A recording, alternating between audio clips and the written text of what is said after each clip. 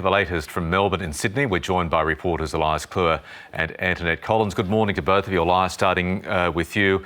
Let's start with this leaked copy of the government's supposed lockdown roadmap plan. Yeah, good morning to you, Michael. Well, the ABC understands that this is a leaked Department of Health document. The government has said that this is an out-of-date plan and that Victorians want certainty, and they'll get that when the Premier announces the official roadmap on Sunday. But as I mentioned, the ABC understands it's a leaked plan from the Department of Health with proposals that are subject to change and hasn't been viewed by the Crisis Cabinet, which is Daniel Andrews and his closest advisors. Now, as we can see on the screen, we're just seeing that statement now, but this proposal that, as you mentioned, is on the front page of the Herald Sun today, says that the most hardline measures of the stage 4 restriction will be in place for an extended 2 weeks. That's the proposal. That includes the closure of retail businesses as well as schools, and also the extension of the curfew. Now, restrictions could ease somewhat by September the 28th. But before we see hospitality reopen and groups of 10 allowed, the Health Department is proposing that we see under 5 daily coronavirus cases a day for 14 days in a row. The Premier, Daniel Andrews, said yesterday that just because those stage 4 restrictions are set to expire by the 13th of September, it doesn't necessarily mean we'll see an easing of restrictions or the state of disaster lifted. Michael? Elias, thank you. Antoinette Collins, we're seeing more cases growing in New South Wales.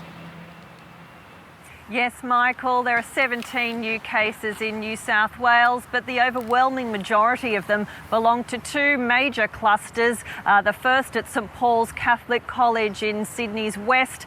There are 10 cases connected with that school now, and the source of that initial infection is still under investigation. The other main cluster is, of course, the CBD cluster. There are now 49 cases in total connected with that, and health authorities are concerned that efforts to contain that particular outbreak have been compromised by members of the City Tattersall Club not swiping in correctly or using proper memberships, or indeed using other people's memberships to access the gym there, which has led to this outbreak stretching across many suburbs. Now, tomorrow, ahead of the National Cabinet, the issue of border closures is expected to be high on the agenda, and yesterday we saw an intensification of a bit of a spat between the New South Wales Premier Gladys Berejiklian and her Queensland counterpart Anastasia Palaszczuk.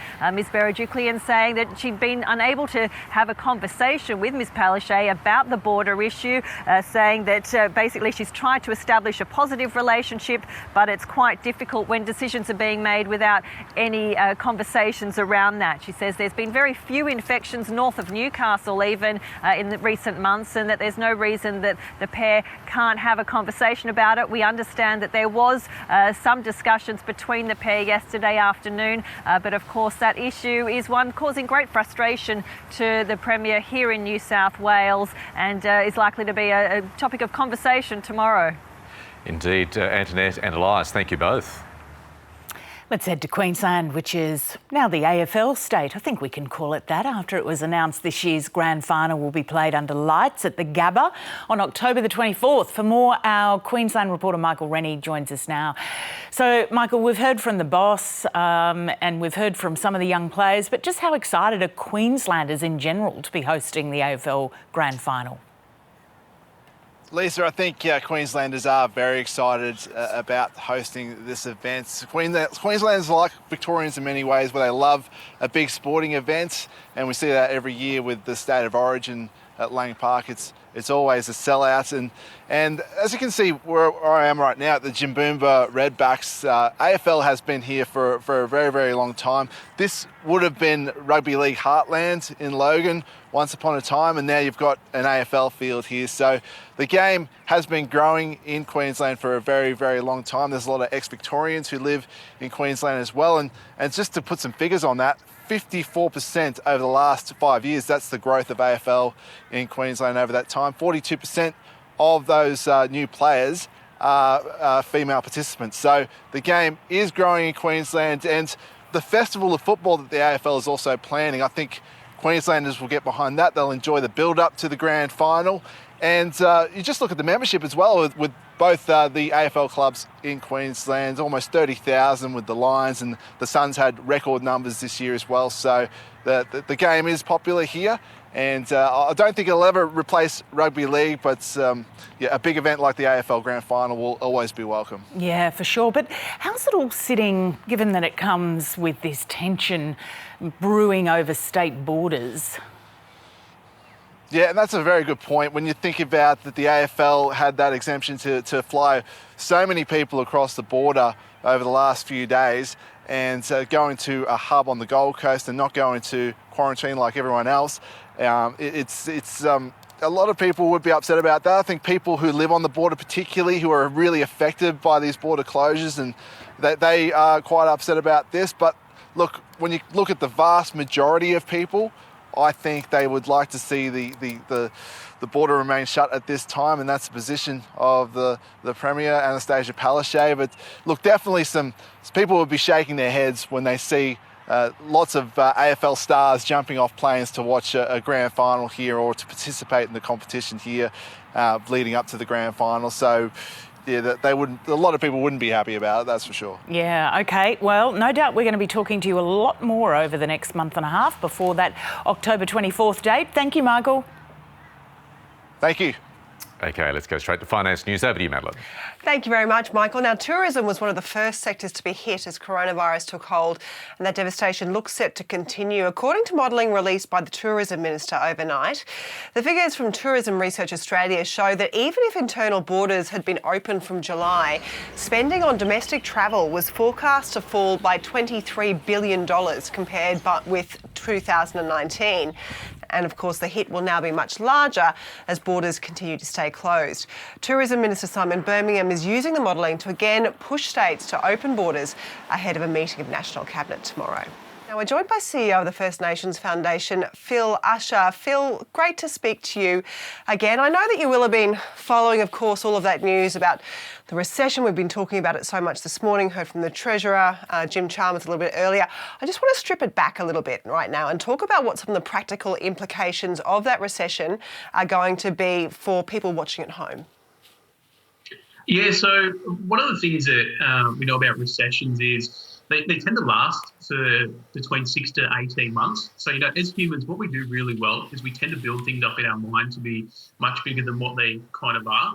So whilst it's going to be challenging, yes, it's going to be, a bit of a struggle at times, it's more looking at it as a kind of 6 to 18 month sort of speed bump in whether it's your finances or your career plan, rather than this devastating impact that's going to last for 20 or 30 years, because we tend to build things up in our mind sort of in that sense. So that's the first thing that I want to kind of clear up, that, and COVID's been probably bigger than what people expected and bigger than what we've seen in the past. So maybe it's a matter of putting together your own kind of 2-year roadmap, whether that's for your career or your finances, just to kind of navigate through this challenging time. And when we look at recession, one of the biggest things is unemployment. We've seen unemployment go up. That means people have less money coming in, they're spending less at their businesses. And then it just creates this cycle where if businesses have less income, then they've got to let staff go because demand's decreased, and then they have less money to spend. So you're going to see the government trying to increase consumer spending with some of the initiatives that they've come up with today. And so you just talked there about perhaps a 2-year plan for people's career and their finances. You've worked as a financial advisor, you've worked as a business advisor. Just looking at the personal finances, what would you be suggesting people try to do to insulate themselves financially at this time? Yeah, so it's a good opportunity to probably first check in. I'd recommend checking in with friends and family to see how they're going, how they're dealing with sort of the news and how they're coping, and do that regularly. And then having a kind of a stock take on your own situation and talking with your partner, having a look at the budget, and depending on your situation, you can start sort of small. One of the things that a lot of people have are leakages. So small things like subscription services really add up. If you've got Spotify Spotify, YouTube Premium, you've got Apple Music, Netflix, Stan. All those on an individual basis are quite affordable, but you add them up and it can easily get in excess of $100 a month. So looking to cut down on some of those subscription services. Also negotiating on premiums. I've had a few people negotiate $1,000 less on their comprehensive car insurance because they're not driving to work as much.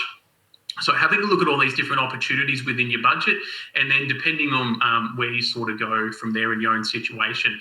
The other thing is to have a conversation, with your partner and your employer, and have a look at your industry and see if they're vulnerable. See if that industry is vulnerable to job losses, and if it is, it's probably about generating some opportunities, having a look at, sort of a worst case scenario and what Centrelink you may be entitled to, just having a look at their income and asset rates, and also being aware of their waiting periods. I worked in Centrelink for a bit, and one of the things that caught people off was having to wait 8+ weeks before they got paid, and that's a long time without money. So just kind of lining up those bases. That's some really good advice. We're nearly out of time, Phil, but just a couple of quick hits for people who have small businesses who at the moment are hearing all of this gloom and the predictions and just thinking, God, well, what can I do right now? What would be your top tips for them?